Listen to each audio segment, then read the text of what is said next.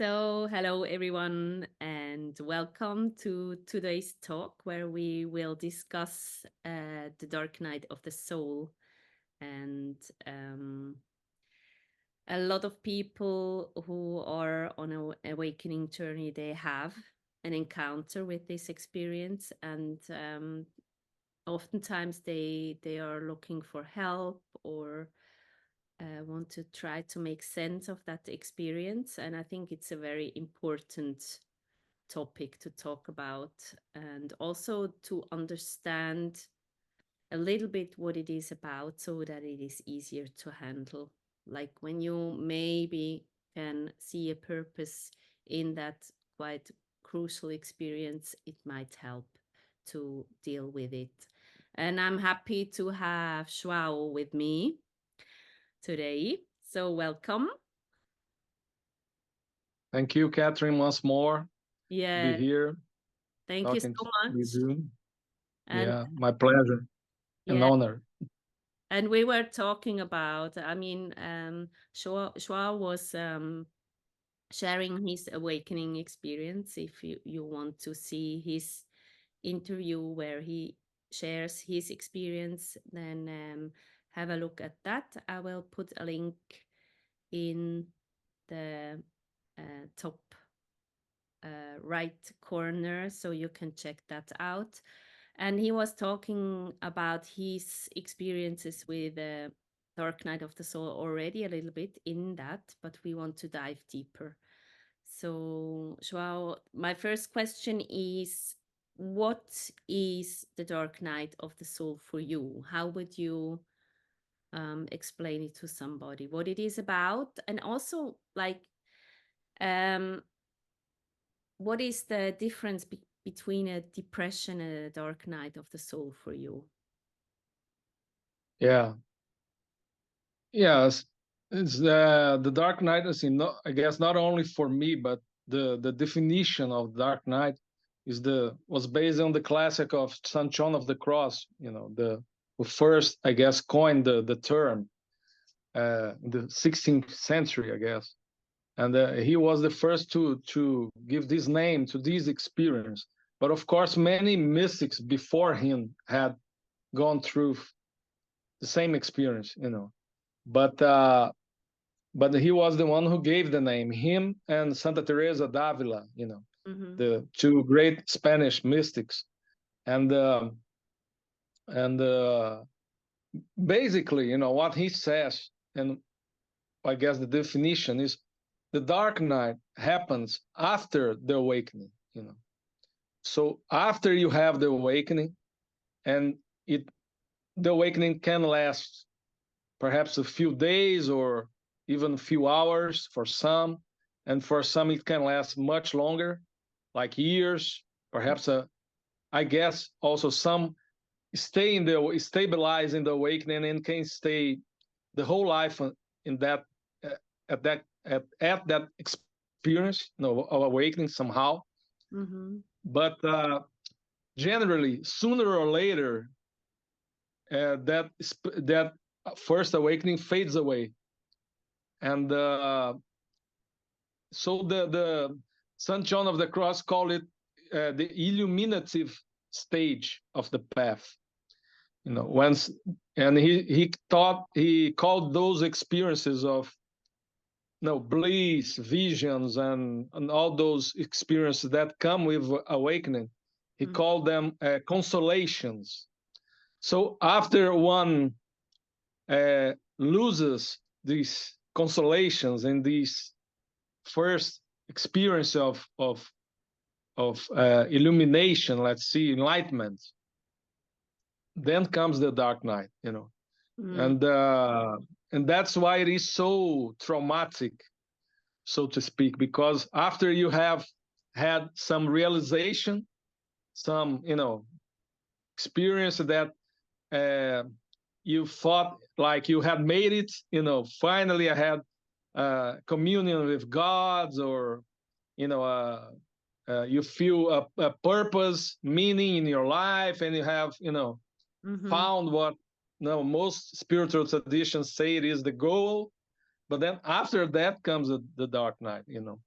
And I remember once Professor Naranjo, who was my teacher, he said, we always we don't know when grace will come upon us, will shower upon us, but we always know when we fall from grace, like it's like uh, and eventually we will fall from grace eventually, and sooner or later everybody will have to, let's say, come down the mountain, you know Uh, after you have get that experience. And so basically that's how I define it, because you saying the difference between depression and so, because I see that some people, they put the dark night before awakening, but I guess that's not proper, the dark night proper. It is you can have an existential crisis, or perhaps some tragedy, or some even a depression maybe, and that can be the trigger to the awakening, but yeah. that's not the dark night, because the dark night is what happens when you, after you had the awakening and you lose it. Ah, that's So I interesting. see Yeah. some people make some confusion, saying that, oh, I had a dark night period before the awakening, but that's by definition is not the dark night, because I the dark night is when you lose it, you lose the awakening. That's interesting because my understanding is actually also different, but I get yours, and I just thought there are um, different Dark Night of the Soul episodes, and for me, actually, a lot of times, it is also a Dark Night of the Soul at the beginning, because for me, Dark Night of the Soul is actually when I look at depression and Dark Night of the Soul. For me, the main difference is after a Dark Night of the Soul, you're truly changed. And the depression doesn't bring you anything. You're just really feeling bad, and you're lucky when you come out of that, but it doesn't change your personality. And for me, a Dark Night of the Soul is like you the process is something is going to wrench you very heavily, so that you are forced to let a lot of old conditionings and kind of ego clinching go. And that's why it can also be at the beginning. So it's like a despair you feel very very much, which will Mhm. change, yeah, will transform you immensely. So that's how I see a Dark Night of the Soul. But maybe that is not so important. But I see your point as well. It's very very harsh when you kind of aligned to something, and it's been shown to you how it can be, and then you fall out of it. And Yeah. my experience there was that actually when I fell out, it was so abrupt that was also for me like the universe wanted to tell me, I showed you now how it can be, and now you have to find your own way to align with that in so Mm. then the quest actually starts. It's like Oh, yeah. Oh, you're yes. As I said, I guess that the classic definition is that, because you say in the Christian tradition, uh, they take the life of Jesus as the kind of the model, the archetypal model of the journey. yeah. So, for example, in the Christian tradition, when Jesus has the awakening, his awakening happened when he was baptized by John the Baptist. He Mhm. had that experience of a dove or something, a vision, and John recognized him as the Messiah and all that. But then he spends 40 days in the desert. Mhm. And then these 40 days in the desert is like the first experience of the dark night, of being tempted by the devil and the pride, that comes. after the awakening, what we discussed our last time, that post-illuminative syndrome, Yeah. when people may get inflated, and so he was tempted by the devil in the desert, say, you can turn this stone into bread, you can have the whole world and all that, you Yeah. know. This very, I guess, symbolic of this stage of the path. Mm-hmm. But then after that, after the desert, he starts to operate some miracles, and have the powers, the cities, and then he has that experience of transfiguration when he goes to the Mount Tabor, and then he reveals his inner Christ nature to some disciples. No, I guess Peter, John, and James, I guess. Mm-hmm. And but that's what would be called the illuminative phase, the transfiguration, when he irradiates light, and he shows his divinity to the disciples and all that. But then after that, he goes through the all the crucifixion and the torture and the death, and then at the end he resurrects. Mm-hmm. That's like the final realization, kind of. So when Saint John of the Cross was writing about the dark night, he was thinking in these terms, like that in terms of the crucifixion, for example, the this process of the, but so he wrote that, he said that there were two dark nights,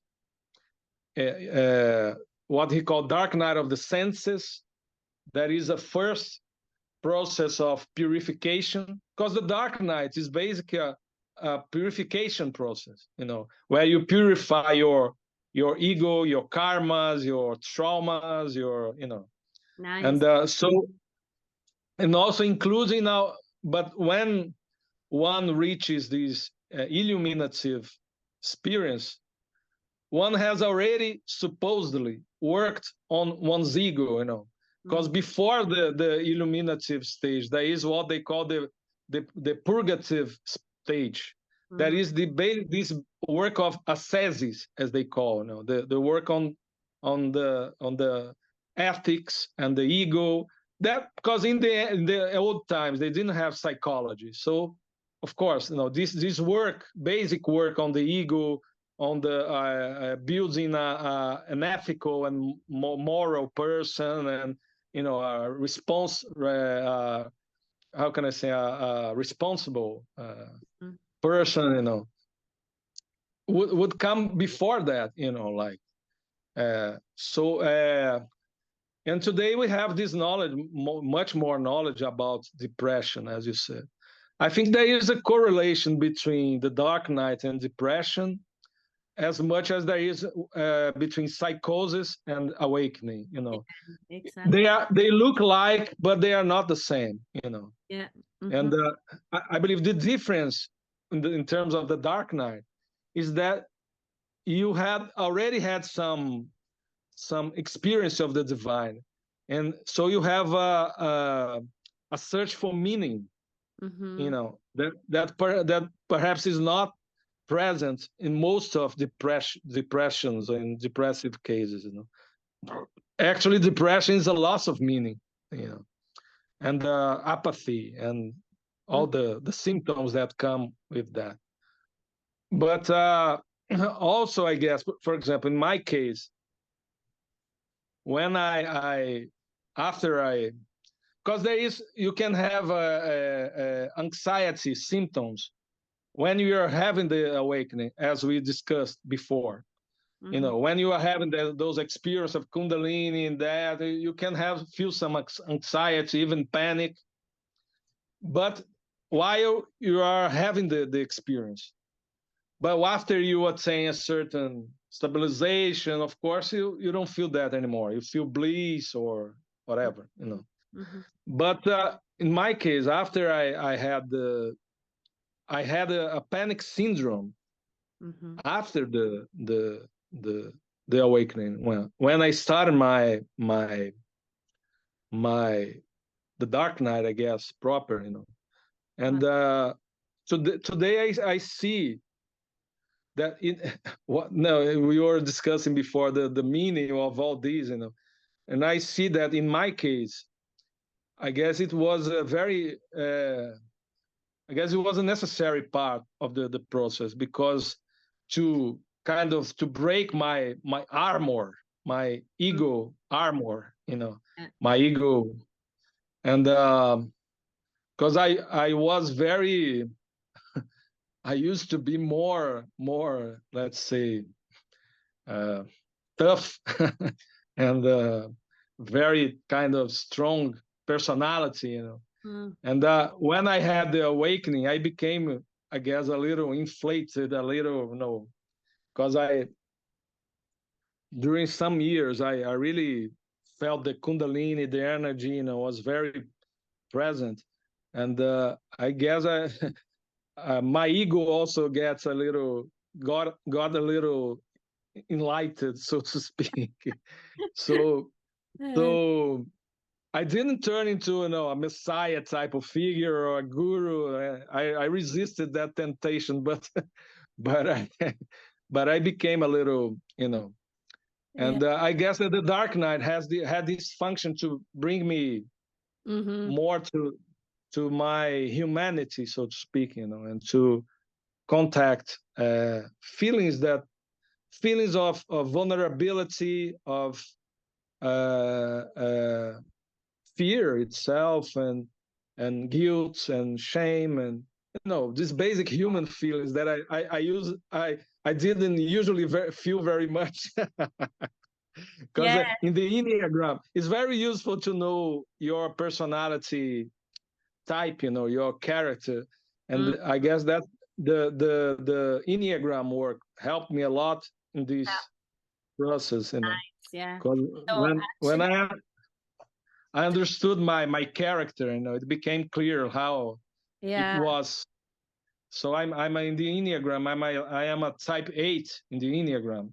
So I'm I'm a little, let's say, I'm a little insensitive by ego. So always craving for intensity, and and Uh-huh. a little hard shell. You know, how can you say, the pachydermic uh, skin. Mm-hmm. Mm-hmm. So but when I had this panic, at the beginning, So it yeah, was.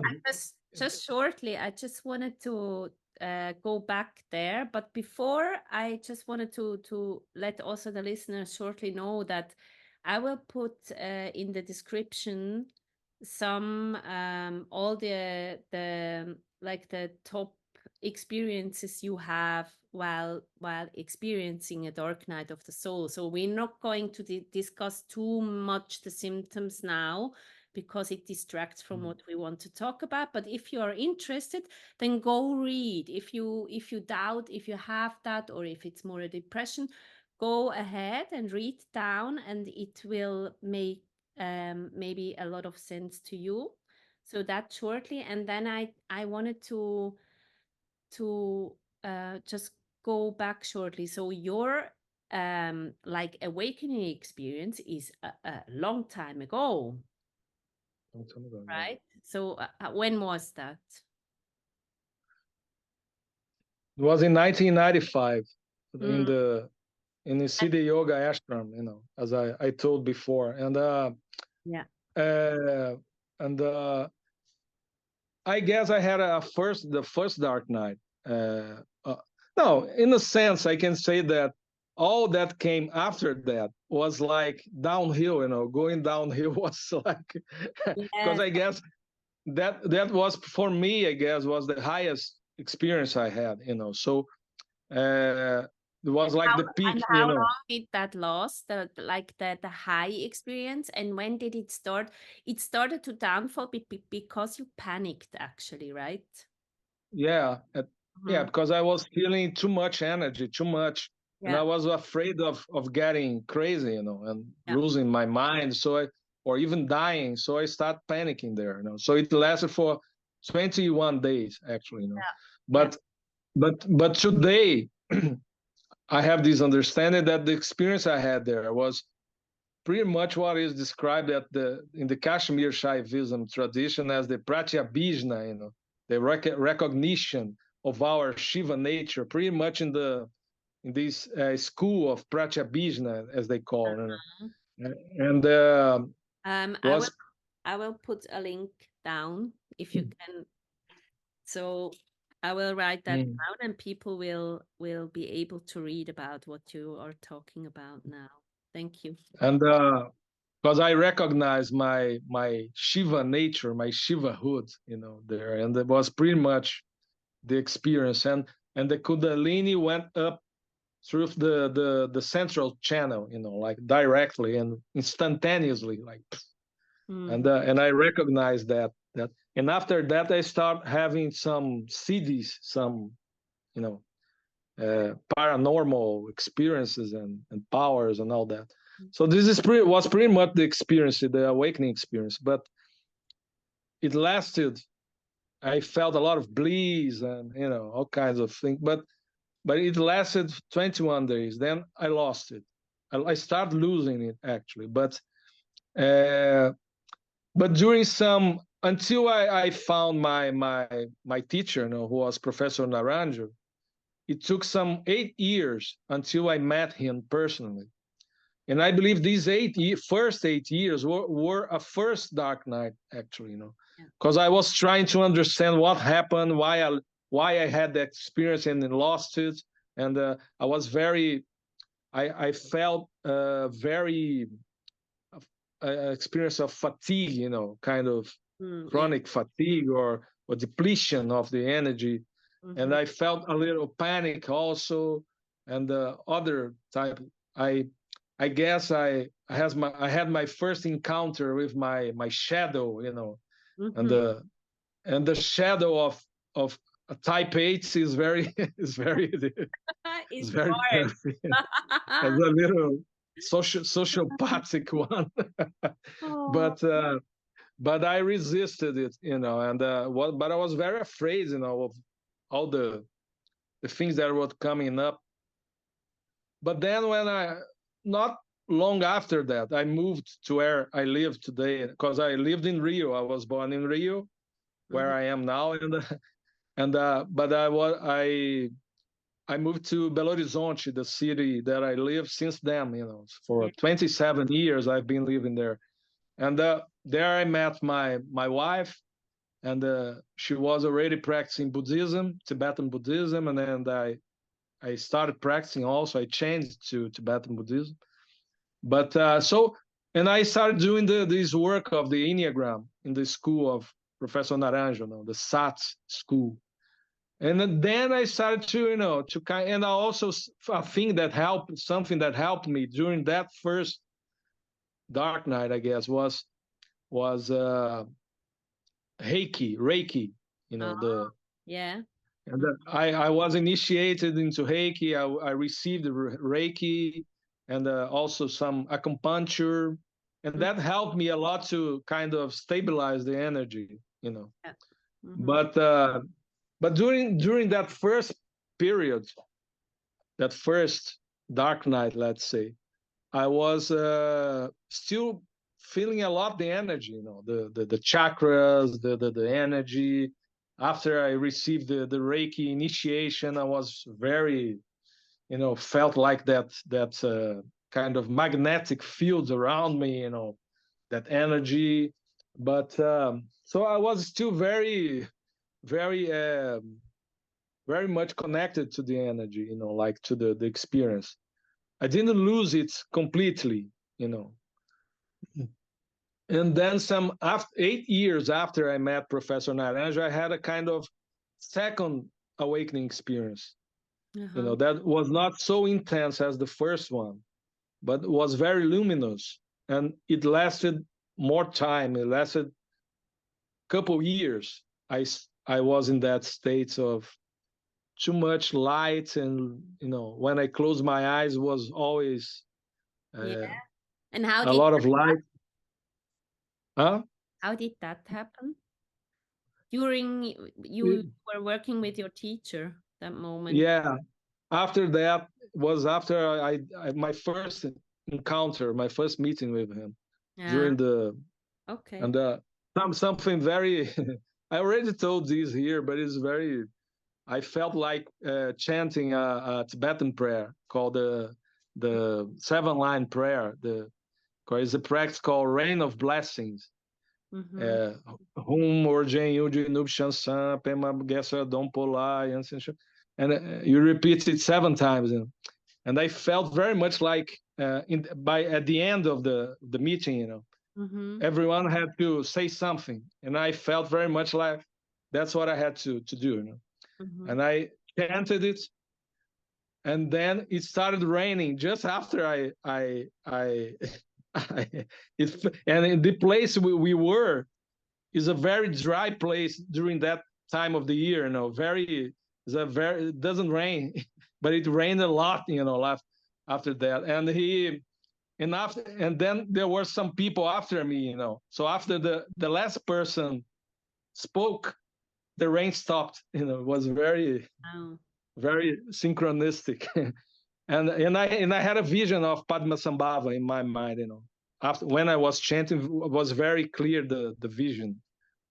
So after that, I started having these experience, as I told you, of when I was meditating, I had a lot of lights, and in my body, I had a kind of kriya. Yeah. My body would spin like this. I would start very, very slowly. Then by the end of the meditation, I was like whirling like this. Was in feeling the chakras pulsating like, Mm-hmm. and a lot of light and bliss. I had an experience of bliss. Was a very good time in my journey. During these couple years or so, and I was having a lot of insights, also kind of metaphysical insights, understanding a lot of things about you know the the cosmos, the everything. But and I wrote down a lot of things during this time. I Mm-hmm. still have a lot of notebooks of things that I wrote at that time. But but then eventually, but I guess this experience of light that I had was already kind of step below the first experience. I was already kind of coming down the mountain because it lasted more. It was more, but it was not the same heights as the first one actually. Yeah, but actually So when better because too much cannot be handled, so it doesn't make sense, yeah right? yeah, but I guess that I was like kind of coming down the mountain.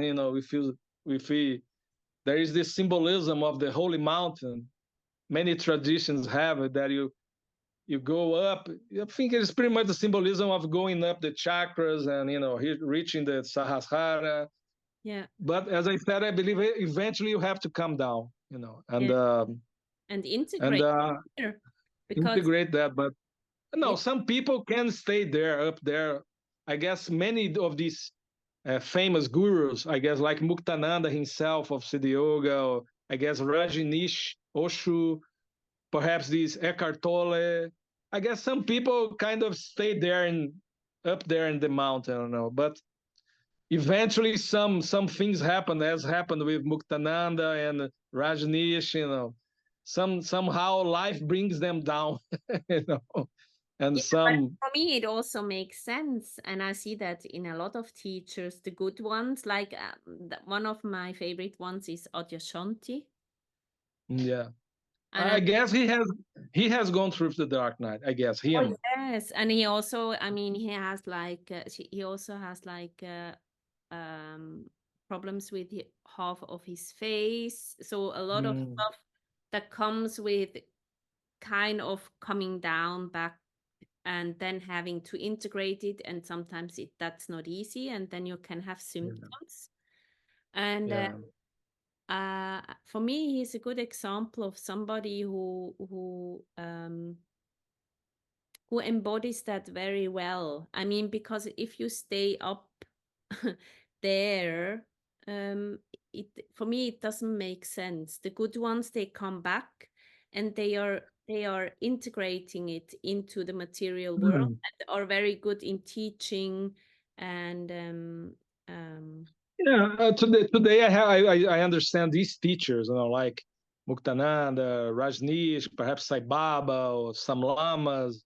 Also, I guess they have a role to play.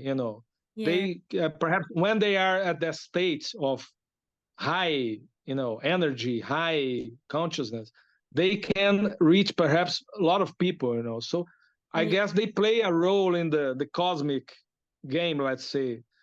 But to stay there is very hard for the person, because you kind of lose your humanity, because only gods live at the top of the mountains, like the Olympians, Shiva, all the gods who say that they live in the top of the mountains, and so you kind of lose your humanity if you stay there too much, because this you become a kind of a godlike figure. You start to become to be worshipped as a god, as a as all these great gurus were. They behaved like godlike figures, and uh, it's very, by one hand, I guess they play a role because perhaps they have many to awaken, but it's very hard for them in their own personal lives, in their bodies, their relationships. mm, It's very. But as I said, so eventually, when you lose that, you start. In my case, I guess I start losing it by by stages. It was not a fall directly to the ground. I was like coming down the mountain, and but in 2012 I then things got much darker. Let's say, I guess it was the darkest moment for me, and mhm. and then when I start having the panic syndrome, because I Ah, by that time I had left the work of Professor Naranjo also, because there was some, let's say, political infights there with the guy who was the director of the school here in Brazil. There was a lot of, mm, this guy. I guess this is part, maybe part of the Dark Night also. yeah, These disappointments with groups and teachers, and I absolutely. never really got totally disappointed with Professor Naranjo, but it was more like the school, the people there that were, I felt they were not living up to the what Yeah, he was teaching, and was a lot of, and so a lot of it was not only me who left the school at that time. A lot of people left too. There was a kind of, but I continued somehow after that, and I started teaching the Enneagram myself, because he had invited me to teach there in the school, the mhm, Enneagram. But I didn't teach because of this guy. He was kind of jealous, and he didn't, he wanted to exploit me, and I mhm, didn't, kind of agreed. mhm, And so, but then I started teaching after I left the school, and so for some years I taught, and I gave workshops, and then I met a person who a friend who became a friend, who was she is a psychologist, mhm. and she also had a Kundalini awakening. So it's very hard here, at least here in Brazil, to find people who are had the same kind of experience. And so she came to me. I don't know how she found me. I guess perhaps in one of those Yahoo forums, or there used to be Yahoo forums and Uh-huh. things like that. And I perhaps he saw may have mentioned my experience or something about Kundalini or whatever. And she found me, and we became friends, and then we started working together, because she was doing shamanic work, Yeah. and we started giving workshops together, and today she's very famous here in Brazil. She became very kind of a little like a guru figure, but but by that time we were working together with during I was teaching the Enneagram, but also working with her in shamanic work in the Mm. mountains, in the mountains region here. So I felt like it was another, although I was high in the mountains in Brazil, here in Brazil, I felt it was another stage lower in my path, was actually these mountains I was here, were even lower than the experience I had with Professor Naranja. I was already feeling like I was losing it, losing the energy, losing the inspiration, losing the insight. And but for some years we worked together, and I was still like connected, But then in 2012, uh, I had these I had a kind of one day I was at home, and I felt like I was going to die, like was my blood pressure kind of went down, like I don't know, and I felt like I was having a heart attack or something like that. Mm-hmm. But and after that, I started having these panic attacks more frequent, panic syndrome, and also I had a huge chronic fatigue. Mm-hmm. Uh, uh, uh, Also, was a mixture of chronic fatigue. I was totally without energy, depleted, and tired, Yeah. and and also, and I was having kind of four panic, big panic attacks a day, kind of 4 or 5, like those, I'm going to die, oh, I'm dying.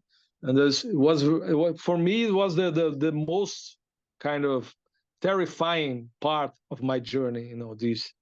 Yeah. And it lasted for some years, like until from 2012 until 2016, maybe some 3 4 years Yeah.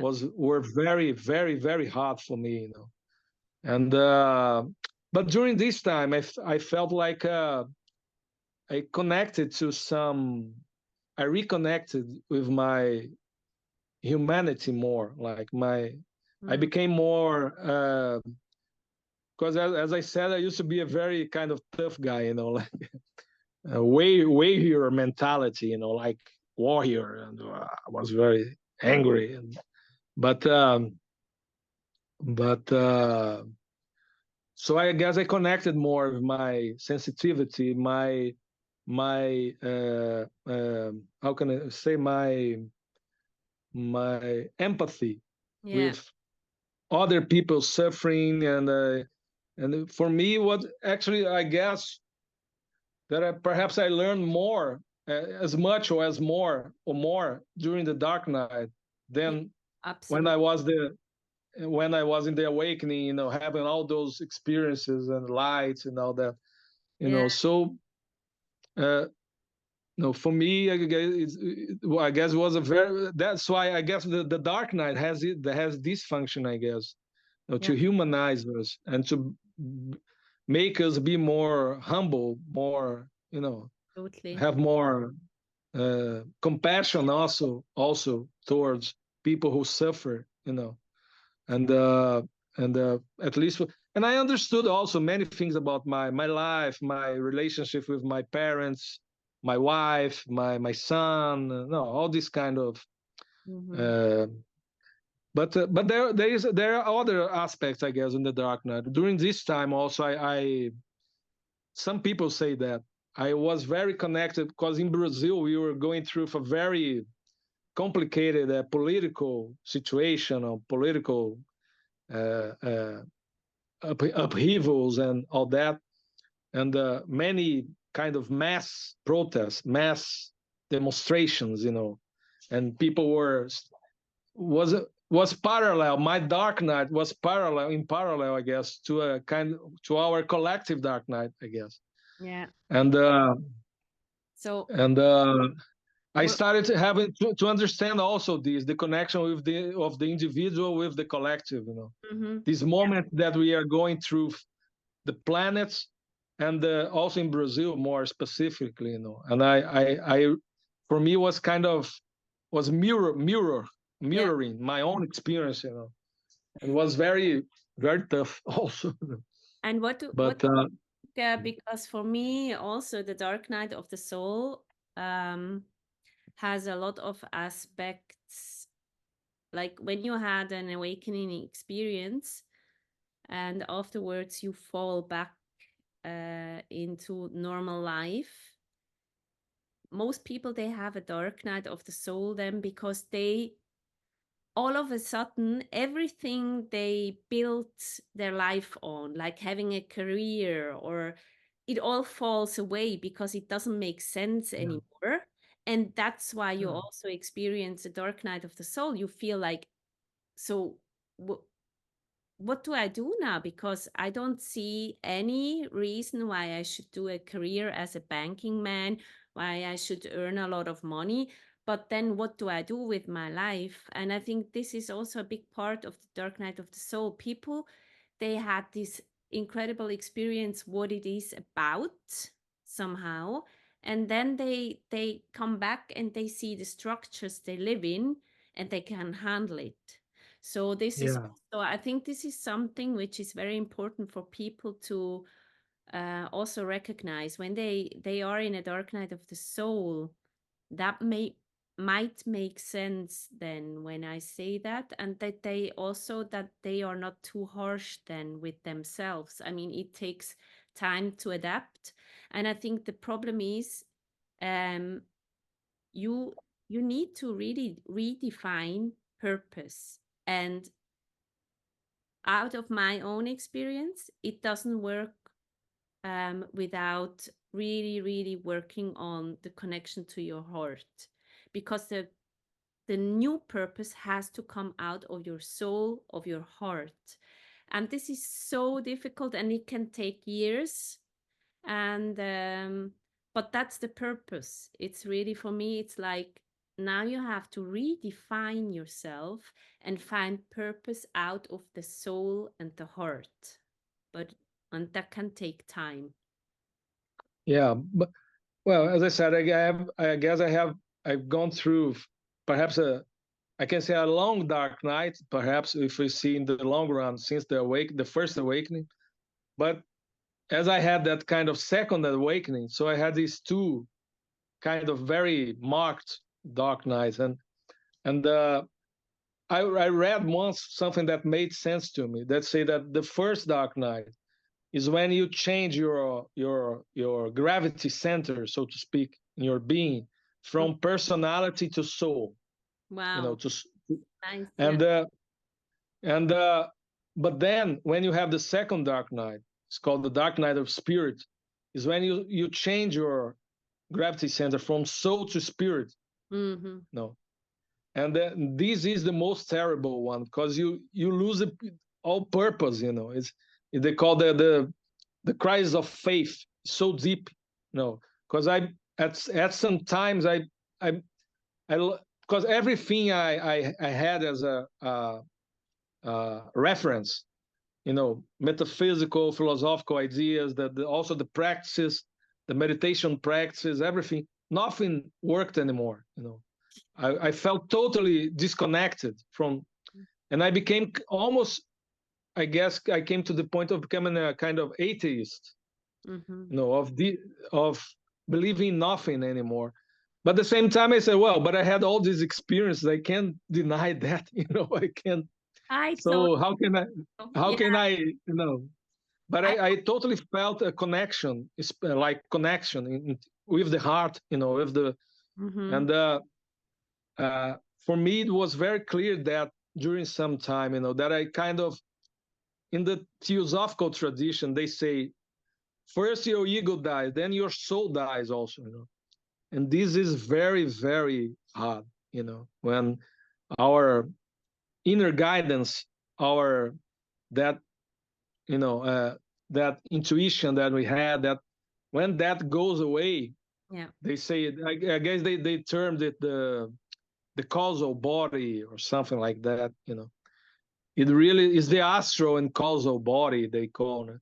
when that goes away, it is really, really hard, because you really feel like uh, totally groundless, totally without any support, Yeah, and and I also see a lot of times Dark Night of the Soul. It's like when you had a peak experience, people when they come out of it, they want to do everything to go back to that state. yeah, So yeah, yeah. they are starting to again like hunt something and to run after something which can only be yeah kind of experienced when you No, don't do that. And it's very funny because the people they yeah, they always want to go back there, but then they are disillusioned, and this is also a good state, I think. It's because I know that as well, that what you mentioned, that you somehow become kind of you don't want to believe in anything anymore, even not at no, in it's not that I don't want, but it didn't make sense. Like it was something like abstract ideas, I couldn't connect anymore to those systems and ideas that in the past made me feel connected,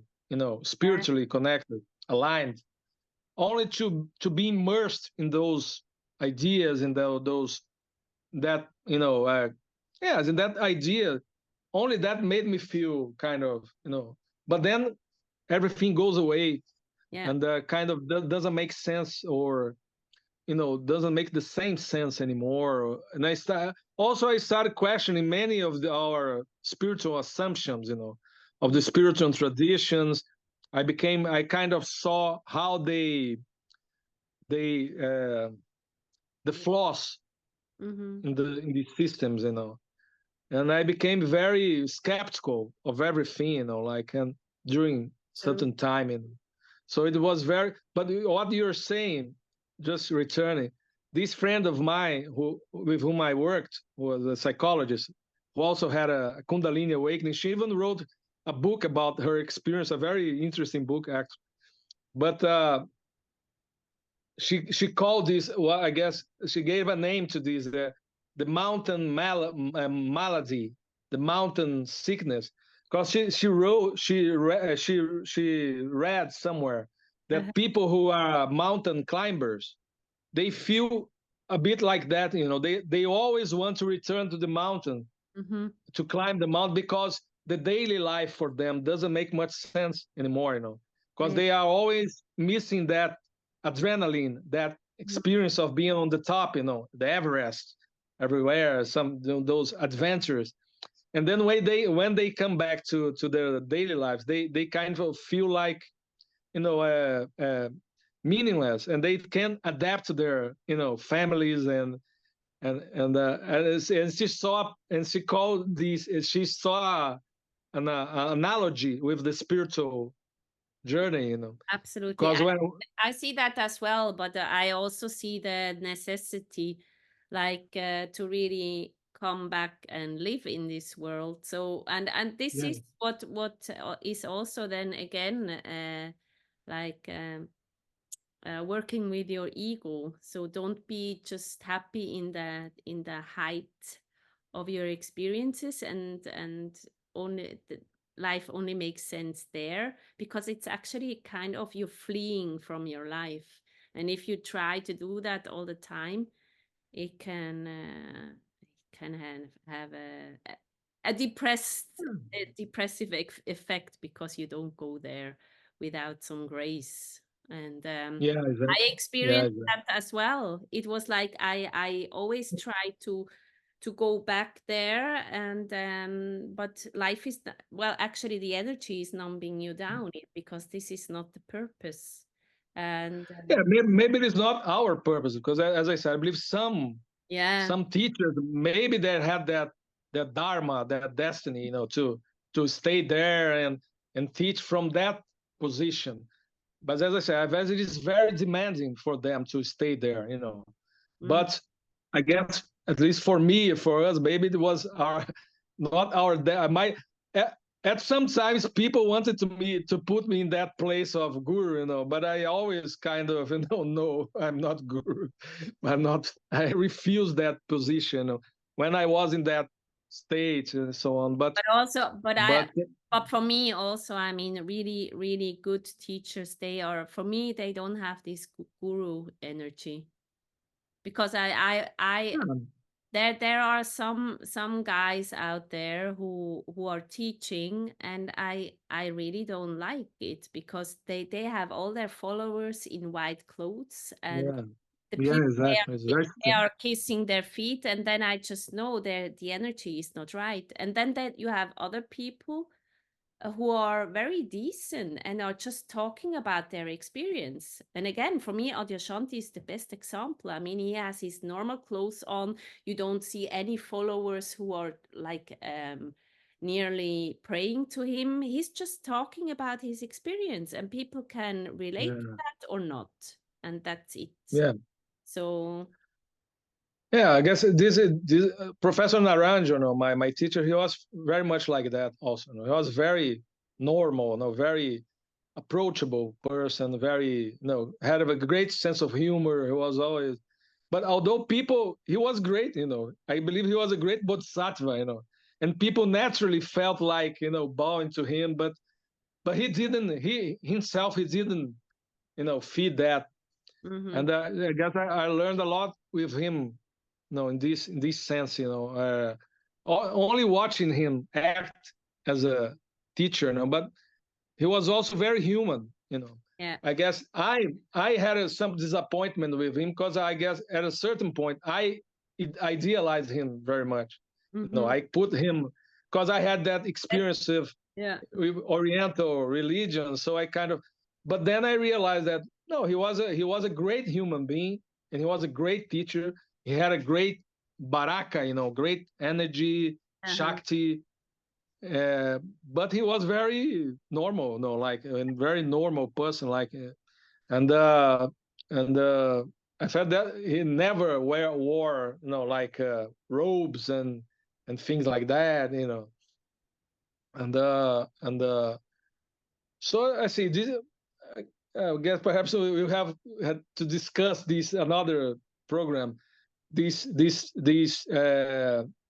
coming of the Oriental traditions to the West. I believe there is a kind of a lot of cultural misunderstandings, so to speak, or cultural problems, Yeah. because they have this guru culture, in their tradition. It's very much part of their culture, of their, way of seeing the teachers. And I guess that when these came to the West, especially since the 60s, it caused a lot of problems, a lot of, misunderstandings, to say the least,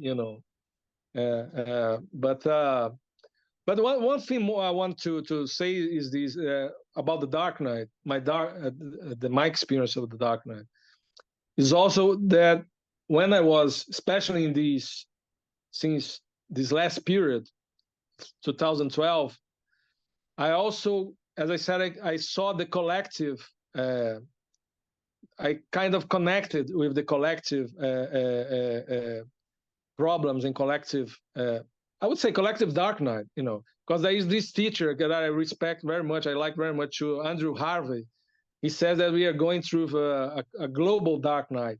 You know, and these crises, all these crises we are living, climate change and war and poverty and new fascism, these far right movements and leaders growing everywhere. This all part of this global Dark Night.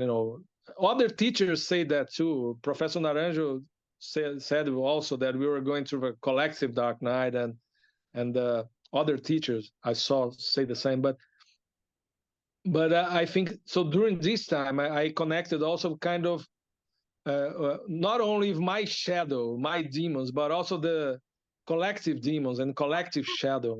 It's fun. Evil, what Yeah, we because traditionally call evil. I yeah, it felt like happens also. I I actually felt felt like also. I felt attacked all sometimes, and I saw how this shadow, penetrates the society, the politics, and everywhere, including spiritual traditions, and the therapeutic uh, métier, how do you call it, therapeutic scene. I start becoming seeing very much how this shadow uh, penetrates almost everything in our society. So Mm-hmm. during it was very terrifying, because I was very vulnerable, seeing my own problems, and my own shadow, seeing no my my my issues. But I was also seeing and feeling these kind of uh, collective shadow, this evil. And uh and it was very, still, I think it's still very active in the world today, all that we are seeing. So during this time, I read a lot of things about Gnosticism, and a lot of things about uh, some. There is a guy, Paul Levy, who wrote a book, Wittico, uh, and also Andrew Harvey himself, and Professor Naranjo also. And I start to become very aware of this collective shadow, and this Yeah. what traditionally is called evil. And I think it exists both in this physical plane, but also in the subtle planes, the astral plane, or whatever. You have some real dark, stuff around, dark entities in dark, that have a For me, manifestation in the physical plane also. yeah, for me also, actually the Dark Night of the Soul, it really comes along with you in order to kind of survive that, you really have to start to discern what is my energy and what is others, and also what is collective. And for me, it's also very, it at a certain point it becomes very obvious that we are always doing the same together. So the collective energies, they are also working through us. And then, but this is also, then you can try to work with that. So try to not be affected too much. Just know that this is actually energy that is just moving through us, because it's a collective energy. And but to also trying to stabilize in that, like to say, okay, if this is energy, where am I and who am I if I'm balanced, and then try to stay there. So this is actually how I try to work with it, and it helps me.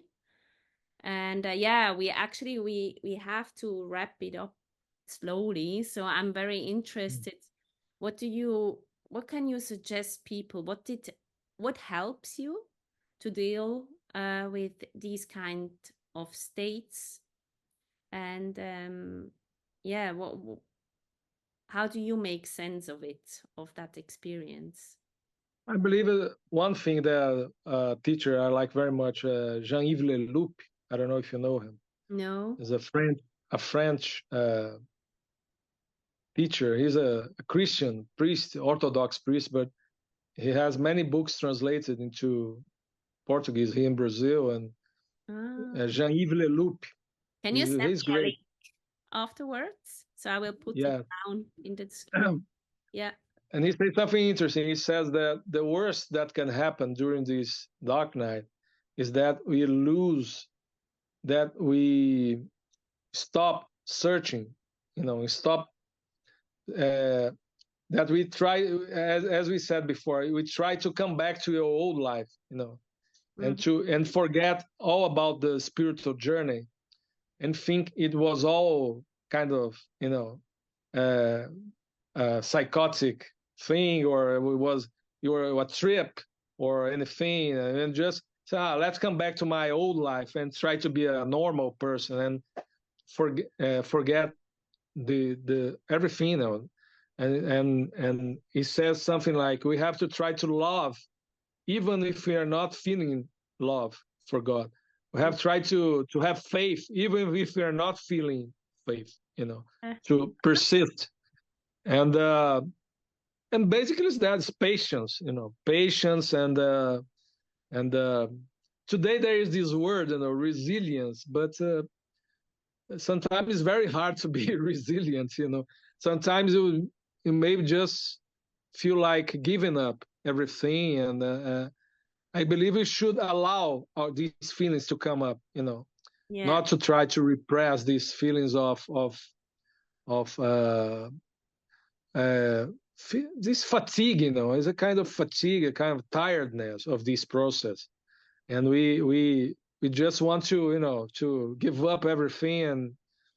But I guess we have to acknowledge that, but not give up. To yeah, continue, keep going, like somehow, that this will pause. end sometimes, Yeah, and but of course, I guess always, uh, as I said, I guess this knowledge, for example, about the Enneagram, I guess it helps mm-hmm. to know your personality, your ego always helps, because you always see new corners, Yeah, new aspects of your ego, in how that reflects on your relationships, in our lives, in our health, in everything.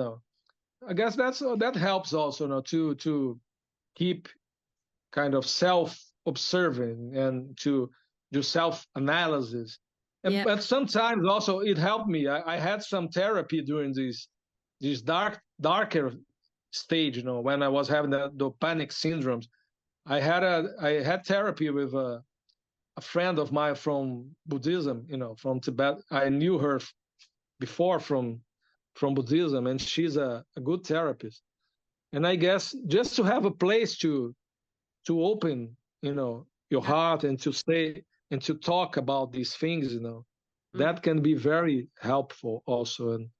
And Yeah, I don't know. I guess perhaps during these times, the darker times, you won't be able to meditate or to, perhaps read some books, perhaps read something about the dark night. It help you to understand that others went through similar experiences. mm, yeah, And and yeah, I guess that, just to, and I don't know, it's, for me it happened more like as a consequence, to become more sensitive, to become more compassionate, to become more have more empathy, yeah, to be open to other people's suffering, yeah, and to and yeah, I guess there's not much to do, in the dark night, because the dark night, when as Saint John of the Cross said, you walk in the dark. It's una noche oscura, caminava sem saber por donde. In a dark night, I walked without knowing where I was going. And they also call it clouds of unknowing. So yeah. it's good to not to know. You don't know actually, But where yeah, where but you're going.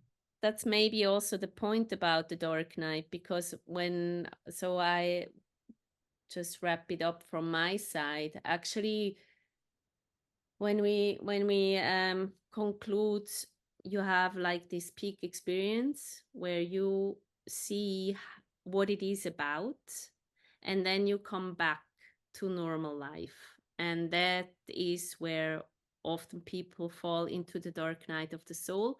And just out of my experience, it really, for me, it felt like the universe abruptly stopped the experience after 2 weeks. And then it was like, okay, and now you find your way to go there without that immense help, just, giving it like that. Find your own way to connect to that, and also to integrate it, because for me, it really doesn't make it, for me personally, I think the the purpose is to find balance in these two experiences. So you have the peak experience, but you shouldn't stay there. You have to kind of balance it with the material normal life. And that is the big challenge. And again, for me, it helps to always again and again understand that I also at a certain point I should start to more listen with my emotions and my heart, because with the mind I can't go there. I will not find the solution. It can help you if you are in a very harsh time of the dark night of the soul, to read a lot about it, also to listen like to an interview like this, where you feel like, okay, I'm not alone here. And also always I think therapy can help a lot, just to talk to somebody else, and kind of have that mirror effect to make sense of what you are experiencing. But in the end, I think it's really we have to relearn how to connect. And this is about going back into not trying to understand it with your mind, because then you have like again a lot of episodes of being frustrated, but to really just come into the faith. I saw it, I saw the truth, and it is like that, and I'm going to just drop all the stories around it and not telling stories anymore, but to just feel. And we're coming back into feeling in the body But how. Yeah. see, just to finish my what as the time, but I guess there are some stories, I guess, that describe some mythic and traditional myths and legends. So, for example, the Odyssey, by Odysseus, the Mhm. journey back from the war in the Trojan War. Nice. Yeah. Professor Naranjo said that that is pretty much the description of the Dark Knight, the return home. He was returned, but he had to face many challenges and adventures. And eventually, when he reached Ithaca, he still had to reconquer his own kingdom because they were disputing his wife and his lands, and he had to fight to regain his own kingdom.